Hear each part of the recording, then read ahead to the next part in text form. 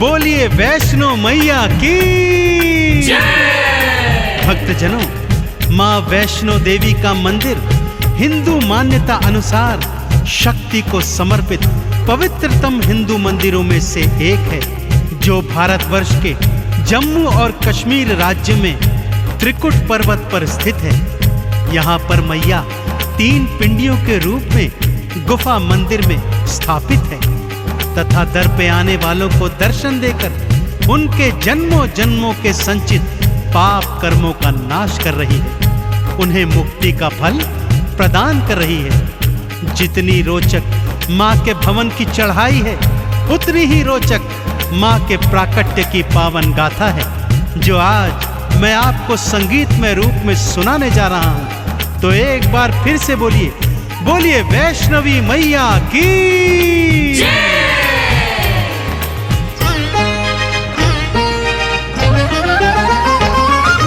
वैष्णो माँ नारायणी वैष्णवी वरदायिनी, पिंडी रूप में दर्शन देती भव से पार लगायिनी।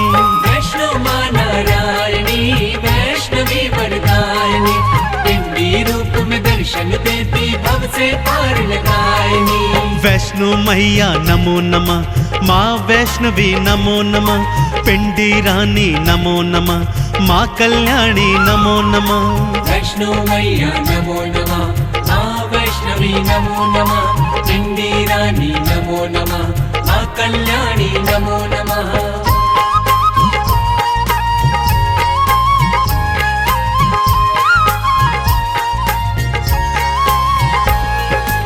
भक्तजनों, माँ के प्राकट्य की गाथा इस प्रकार से है। जम्मू स्थित कटरा जिले में हंसाली नामक गांव था भक्तों। इसी गांव में एक निर्धन ब्राह्मण श्रीधर अपनी पत्नी के सहित रहा करता था। माँ वैष्णो का परम भक्त था भक्तों। दिन रात माँ की भक्ति करता और जो रूखा सूखा मिलता उसको माँ का प्रसाद समझकर माँ को भोग लगाकर स्वयं भी ग्रहण करता।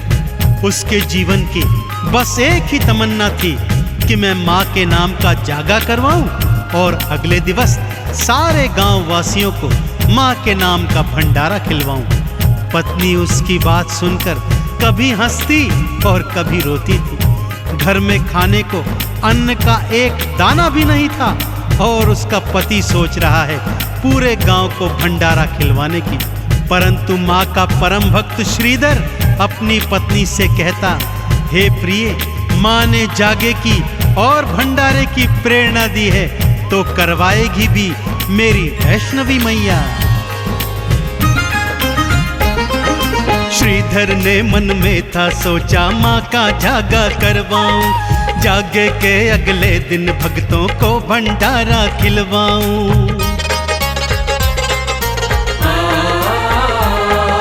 पत्नी हंसती बात को सुनकर घर ना अन्न का दाना है और भंडारा खिलवाने को आपने मन में ठाना है। मैया रानी आएगी भंडारा खिलवाएगी, श्रीधर को विश्वास था भक्तों माँ तो लाज बचाएगी। वैष्णो मैया नमो नमः, माँ वैष्णवी नमो नमः, पिंडी रानी नमो नमः, माँ कल्याणी नमो नमः।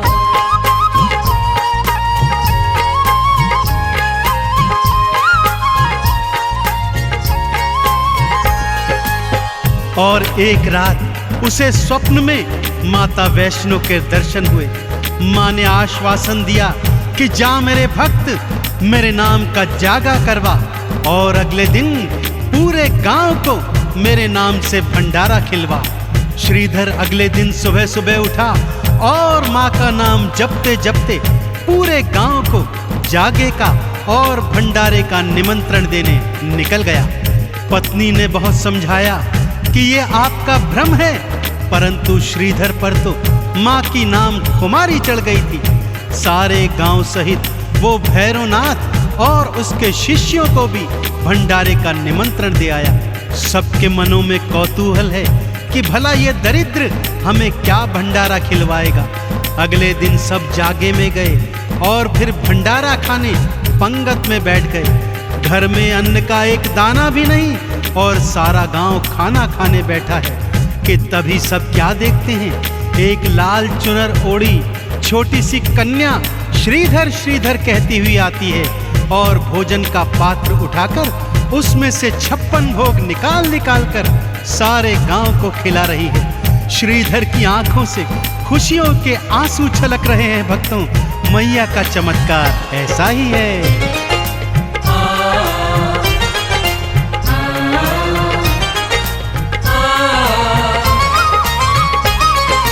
मैया ने अपने हाथों से भंडारा खिलवाया है।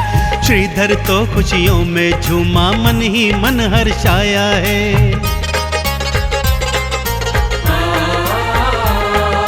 भैरवनाथ भी चेले लेकर भंडारे में आया है। सामने देखा खाना बांटती कन्या रूप महामाया है। हलवा पूरी देख के भैरवनाथ चिल्लाया है। भोजन में खाने को उसने मदिरा मांस मंगाया है। वैष्णो मैया नमो नमः, माँ वैष्णवी नमो नमः, पिंडी रानी नमो नमः, माँ कल्याणी नमो नमः।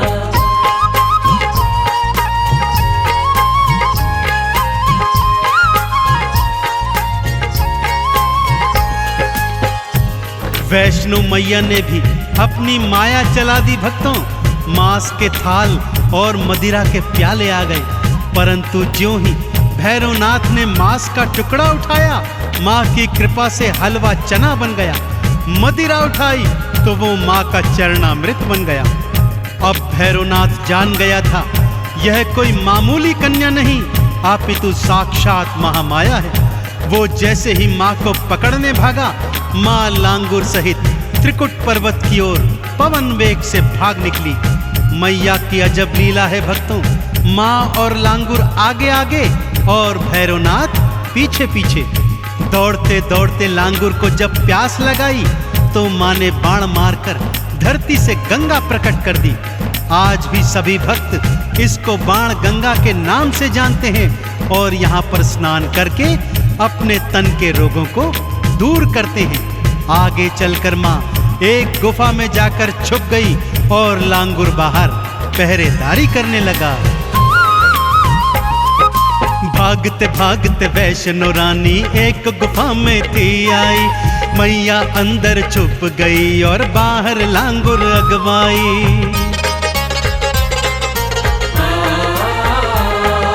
9 महीने तक लांगुर और भैरवनाथ का युद्ध हुआ।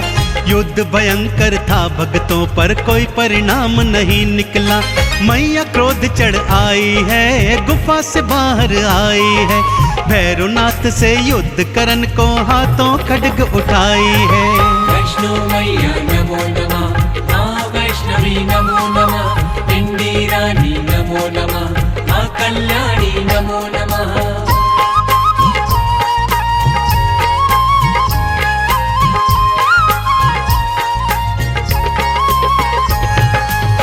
जब 9 महीने तक लांगुर और भैरव के युद्ध का कोई परिणाम नहीं निकला तो माँ 9 महीने के बाद उस गुफा से बाहर निकल आई भक्तों। और तभी से उस गुफा को गर्भजून के नाम से माँ के भक्त जानते हैं। बाहर निकलते ही महामाया ने विकराल रूप धारण कर लिया।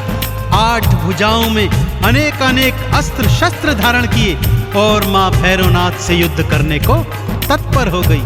भैरवनाथ को भी माँ के नाम की अलख जग गई भक्तों, परंतु जब तक वो अपने पापों की क्षमा मांगता, माँ ने खड्ग प्रहार से उसका शीश उड़ा दिया।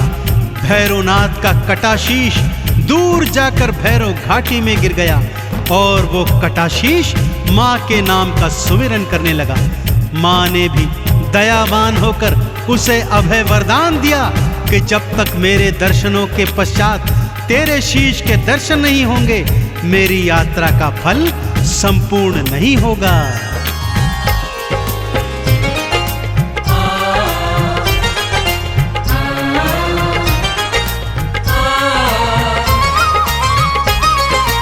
फटे शीश ने भैरों के जब माँ की अलख जगाई थी, उसको अभय वरदान देने आ गई महामाई थी।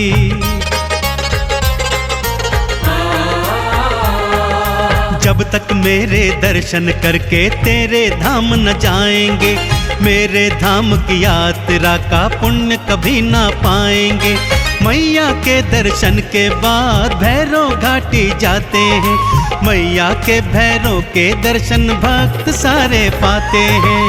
वैष्णो मैया नमो नमः, माँ वैष्णवी नमो नमः, पिंडी रानी नमो नमः, माँ कल्याणी नमो नमः।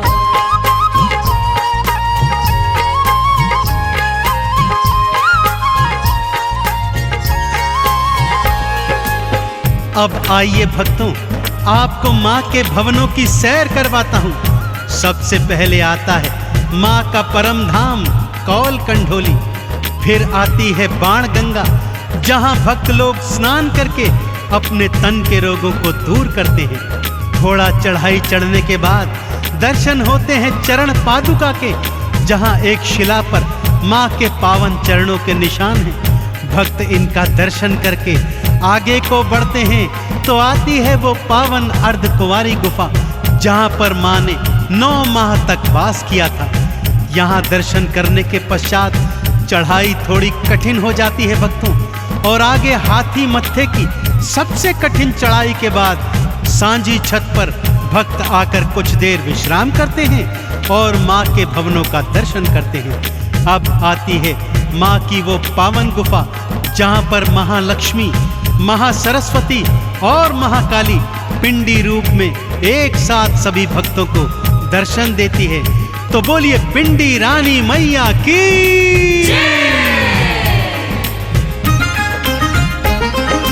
ऊंची चढ़ाई ना घबराना, मैया आप बुलाती है, हाथ पकड़कर बच्चों को वो भवनों पे ले जाती है।